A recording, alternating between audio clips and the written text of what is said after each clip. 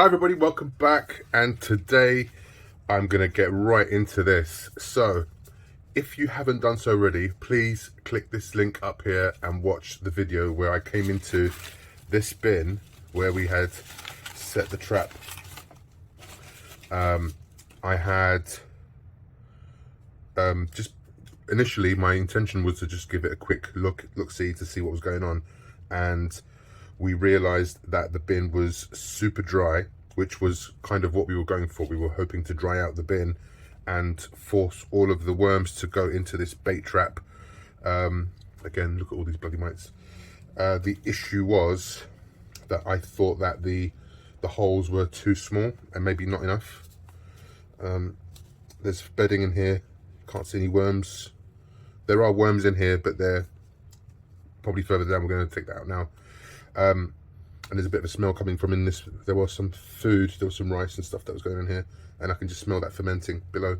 But yeah, so the worms in here were really lethargic. You can still see them. There's good moisture in here now. I did give it a good wet, and the worms are near the surface. But yeah, so part of the reason why I'd come into this box was because, number one, I thought this was not enough because there's so many worms in here. I was going to add another. Then I mentioned that Captain Matt over at Captain Matt's Worm People, Captain Matt's Worms, he had devised a plan to use a mesh cloth to extract his worms from his breeder bins, which was genius. And I thought I could use that same principle in this bin where I'm trying to harvest the castings and separate the worms. And if I can do it for if he could do it for the breeder bins, why can't I do it for this, and then sift these after? So my original plan was to build something, and I had some scrap wood ready to go. I still had some of that plastic mesh that I used for my sifter, which I keep down here. If you haven't seen that video, please go, and I'll put the link up here as well for that. So yeah, that was the issue. I was going to do that today. I had a trade show to attend in the afternoon, and then what I thought about, though, I was in it was a trade show for one of the cooking stuff that I do, my food business, and I had an idea. Please forgive me, it's like midnight, and I'm a little bit tired, so if I mumble or repeat myself or lose my train of thought, it's because it's late. Okay, so rather than spending time and energy and effort to build a mesh trap for this, I thought to myself, why don't I get a plastic tray with some holes in it, like this, that can fit on top. I can put the fresh bedding and chow in this, and they should be able to come up through these holes. What I'll do is I'll just tape these up so they don't escape from the sides, and then they can just come straight up through here. And I bought different sized trays that I can use in a different size bins, because my breeder bin is quite small, and that will save me having to make different sizes. And it's rigid, it's sturdy, I can just put it on and take it out, and I won't have any issues with it. So that's what we're going to do. So I thought that'd be quite interesting without having to buy construction mesh or wire mesh and mess around with taping up the edges because it's sharp. This is cheap, safe. I mean, this cost me $2, like nothing, seriously. Okay, so first things first, let's just take a quick look at this bin.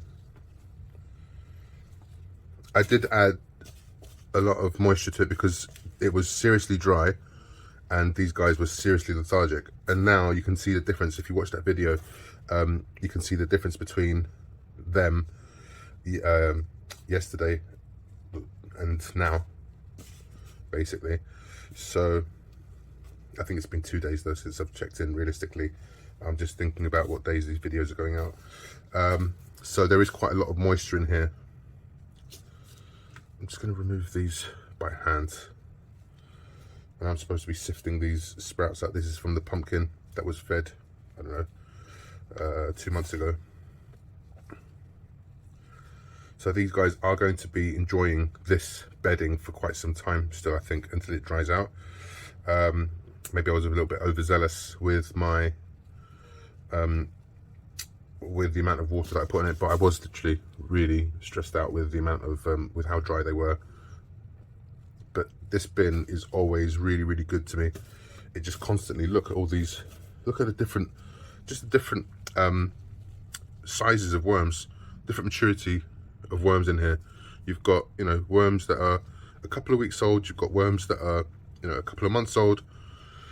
There's really good diversity in this bin, and these are all African night crawlers. So before I get on to putting the bedding into that mesh, I just want to sort of dig around in here, because there were some worms in here, but now I can't see any, which is strange. Okay, we're going to pull that out in a second anyway. I think what happened was when I added the moisture back into this bin, they all went back out. The ones that could get in, that got out. But we're going to double check that. So let me just put some tape around this. I'm just going to put some duct tape. It doesn't have to be perfect. I just want to make sure that I've got the bottom part covered. And then we'll put the bedding in, the fresh bedding. Okay, so didn't need it to be perfect, but I have a strip of duct tape going around the edges of this little basket here. And before I'm just going to take this out. What I'm going to do, there's going to be worms at the bottom of this. I'm going to put them on the top of this, because whatever I can get out from here, I'm just going to dump onto this tray with the new bedding.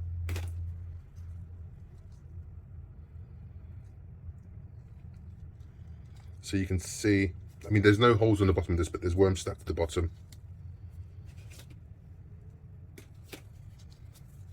I'm just gonna take these guys by hand. Look at all these little baby worms.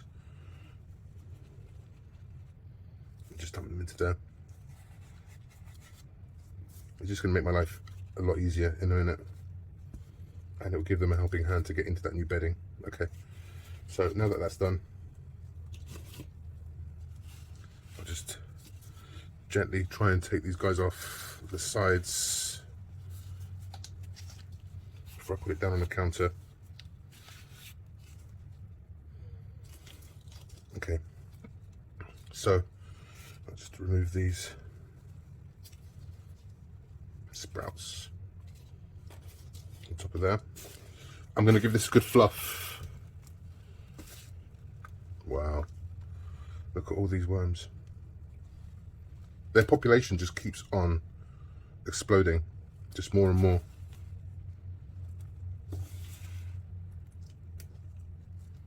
I definitely added a little bit too much moisture into this. It's not wet, but it's moist. I can feel it through the gloves. Yeah, bait cups went. He wasn't gonna cut it for this bin. Look at the amount of worms in this bad boy. I actually don't think that tray's gonna be enough, but what can you do? Okay, but the castings are amazing. Look at the color of these castings. That's fantastic. Absolutely phenomenal. Okay, so now that's fluffed, I'm just going to make it a little bit flat there. Okay, here we go. First things first, this is going to go straight on top. Yeah, okay, I know that it doesn't cover the entire sides, which is fine, because I still want this to dry out from the edges and obviously push the worms into the middle. So that's kind of good. Next, let's put in our fresh bedding into this tray. So this is fresh bedding. It doesn't have any carbon in it per se, as in sense there's no cardboard. There's a rogue leaf that got into the bag from when it was sitting outside. But this is just peat moss, coffee grinds, gypsum, agricultural gypsum, and that's it.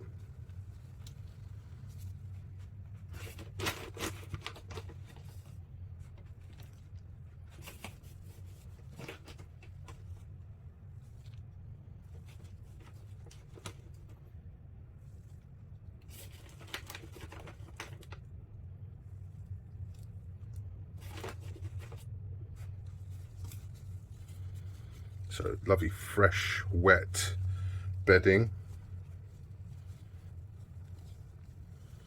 That looks like it's going to be kind of enough by the time the worms get in it. Now this is where the good stuff happens. I'm actually going to add a whole bunch of worm chow into this. So this is about I would say roughly about a gallon of bedding, and someone was very kind to give me a recipe, not a recipe, but like a formula of how much chow per gallon of bedding there should be when you're doing these breeder bins. So I'm just going to use the kind of similar sort of process. It's like 3/4 of a cup.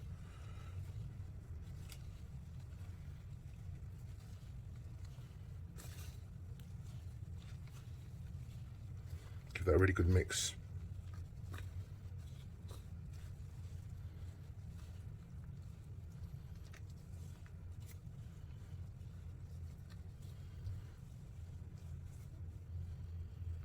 And the worms on the bottom should make their way up. And Captain Matt said he usually leaves it for 3 days and the worms come up. Now, in a breeder bin, when you've got, especially he does red wigglers, so if he's got around 250 wigglers in his breeder bins, I have roughly, I have 100. So I am guessing that this might have to happen a couple of times. But 3 days he leaves it. So this is the moment of truth for this trap. How many worms did it take in? Okay, so those were the worms that we put from the bottom. Let's not take those into account.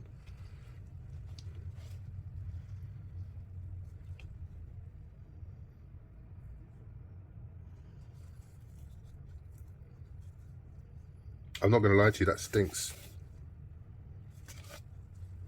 That was getting anaerobic in there. I mean, there's worms in there. Not as many as I'd like to have seen. But that is stinky. Okay, that wasn't good. But neither here nor there. The good thing is, they're out now. I'm just going to leave these guys on top. Oof. That is not good. That's the first time I've smelt something rank in the time that I've been breeding worms. So it just goes to show these holes were not sufficient. Okay, so now that's on, we can see little baby worms and big worms and everything in here. They're all made their way down. The first thing I'm going to do is I'm going to cover this with a piece of paper. It's just some old grocery paper packing bag, and I'm then going to cover this with another piece of plastic because it's quite warm in here. I should have taken the temperature, but just to give you an idea,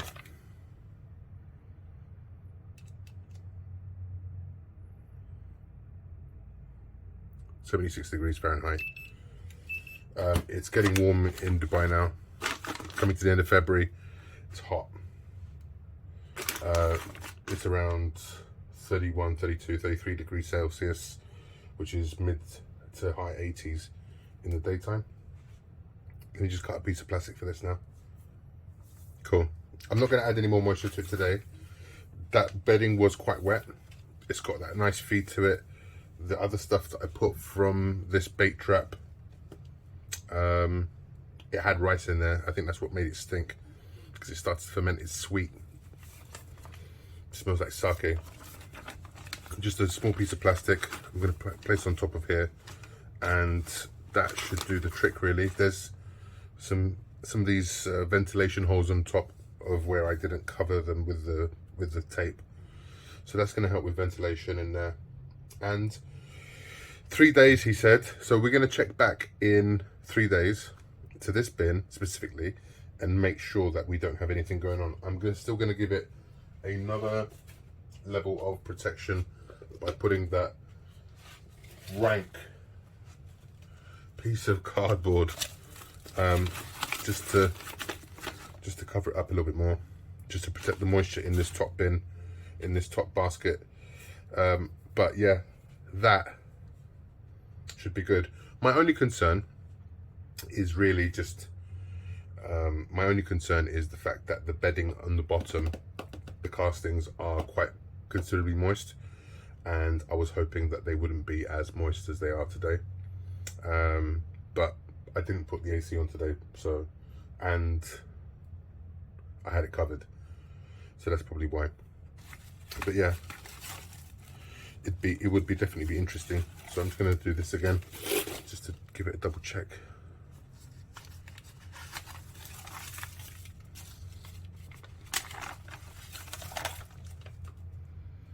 Yeah, all those words have gone down. I'm hoping they don't go down because of the state of the composition of that top layer that I put in from this bait trap. They shouldn't. They should be fine. Wish me luck. Anywho, guys, it's that time of the video again. If you're here at the end, I'm going to ask you to please like the video, subscribe if you haven't done so, and ring that notification bell. And I am going to check back in with you guys in a few days. Thank you again for watching. Be good, big love as always, and see you soon.